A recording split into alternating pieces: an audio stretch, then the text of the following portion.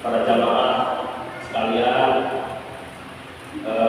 ibu-ibu yang sudah hadir di mushola pada sore hari ini. Marilah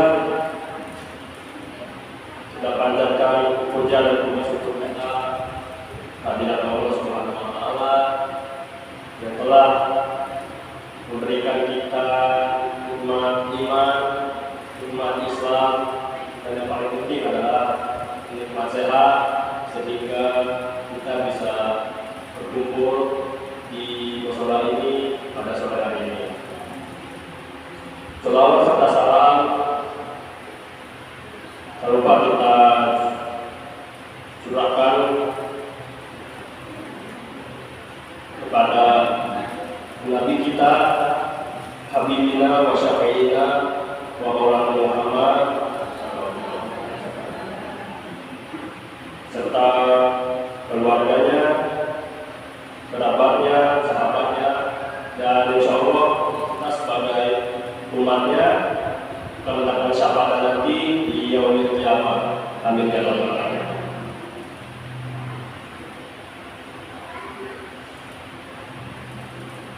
Sebelumnya saya pernah terlebih dahulu, nama saya Haikal Farizara. Saya mahasiswa semester 2 di Universitas Islam Negeri Sultan Muhammad Hasanuddin. Saya di sini ini memenuhi tugas dari dosen semester 2 untuk berdakwah di hadapan masyarakat, lalu kemudian didokumentasikan oleh video di sana, dan nanti akan diupload ke platform YouTube. Oleh karena itu,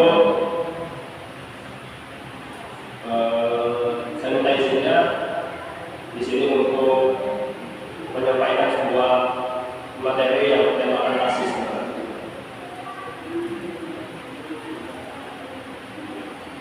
Mohon maaf sebelumnya itu saya di sini bukan bermaksud untuk menggurui. Mungkin sebelumnya di sini tidak pernah dibawakan materi seperti ini, tapi saya di sini hanya mencoba untuk mengulas kembali tentang materi rasisme ini.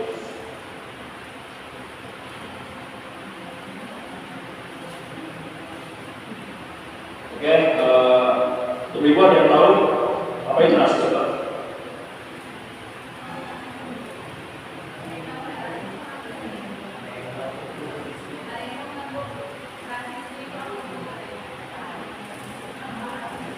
Rasisme itu secara sederhananya itu disebut sebagai seseorang yang berperilaku atau bersikap diskriminatif terhadap suatu golongan lain. Contohnya dari etnis atau ras atau agama atau budaya dan sebagainya. Rasisme ini itu biasanya dilakukan oleh golongan mayoritas di suatu tempat, dan korbannya adalah golongan minoritas. Jadi para golongan mayoritas ini itu berpikir kalau golongan mereka itu lebih di atasnya, lebih tinggi derajatnya daripada golongan minoritas.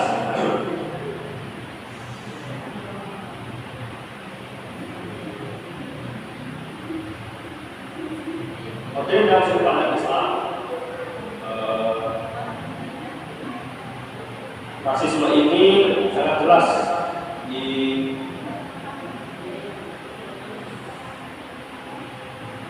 dilarang oleh Allah Subhanahu wa taala, dan sudah banyak sekali Allah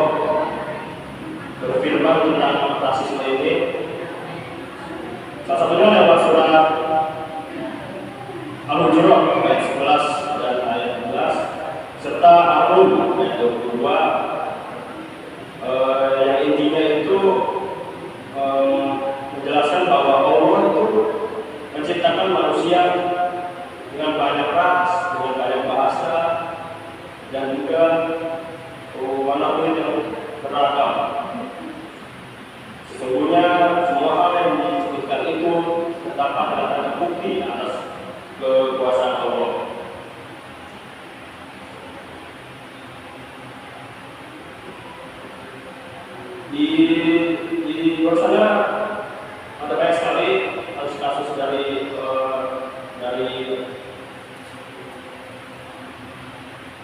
rasisme itu sendiri. Salah satunya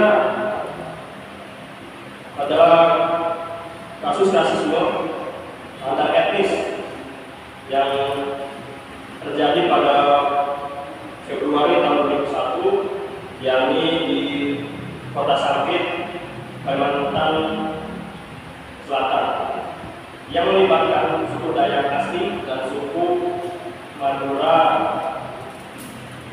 dan juga suku Madura migrasi ke Kalimantan Tengah. Dan di sana dilaporkan bahwa lebih dari 1.000 orang Madura harus mengungsi, dan kurang lebih 100 warga Madura harus tewas karena dipenggal oleh suku Dayak.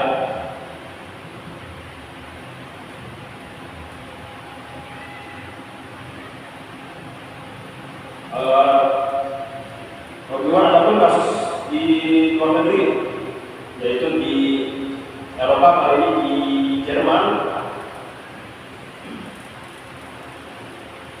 Pada tanggal 23 bulan Juli tahun 2023, menuntut minoritas Jerman, yakni Muslim,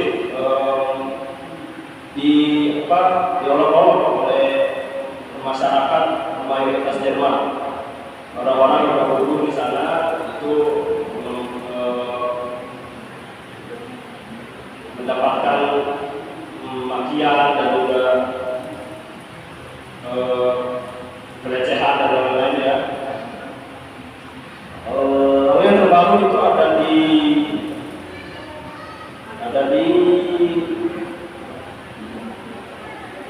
kasus pembubaran ibadah mahasiswa Katolik di Universitas Pamulang di Tangerang Selatan. Dan ya, semua itu adalah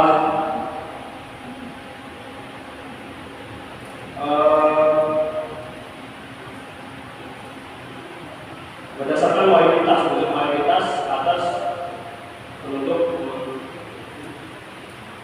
minoritas, dan itu adalah contoh kasusnya dari kasus ini sendiri.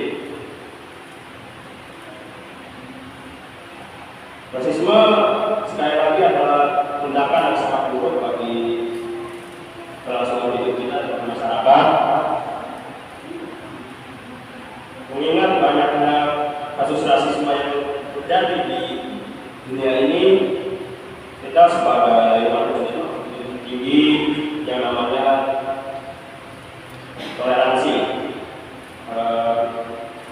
Rasisme juga termasuk kejahatan yang sangat dilarang oleh Allah Subhanahu wa Ta'ala.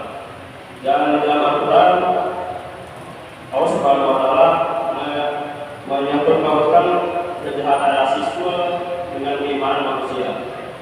Sebab keimanan manusia itu bagaikan sebuah fondasi dalam kehidupan, sehingga tidak seharusnya bersikap rasis kepada manusia lain.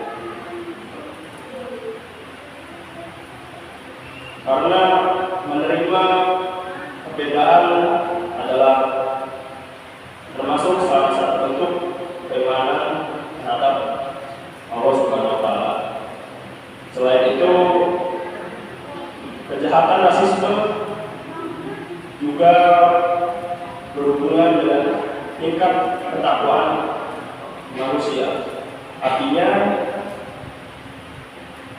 orang-orang yang bertakwa akan patuh kepada Allah Subhanahu wa Ta'ala dalam melaksanakan perintah dan jauh yang dilarangnya.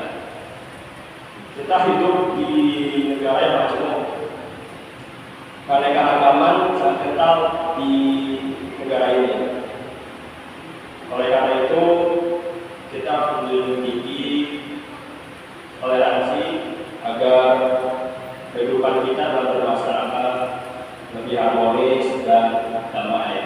Dengan surat Al-Kafir ayat 6, lakum dinukum waliyadin, untukmu agamamu dan untukmu agamaku. Semoga Allah Subhanahu wa Ta'ala senantiasa menjauhkan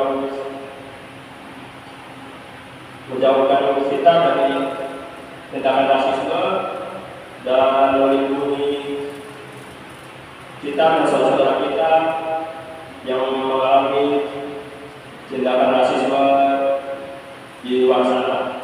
Amin ya rabbal alamin. Demikian yang saya sampaikan. Sebelumnya saya terima kasih kepada Bapak Ustadz Eli, Ibu Om yang sudah mengizinkan saya untuk berbicara di sini, serta terima kasih juga untuk ibu-ibu yang sudah hadir meluangkan waktunya di mushola ini. Sekian dari saya. Mohon maaf jika banyak kesalahan atau penyampaian, karena sini sudah saya sengaja masih untuk, jadi mohon dimaafkan karena kesempurnaan dari Allah Subhanahu wa Ta'ala dan kekurangan dari diri saya pribadi. Akhir kata, wabillahi taufiq.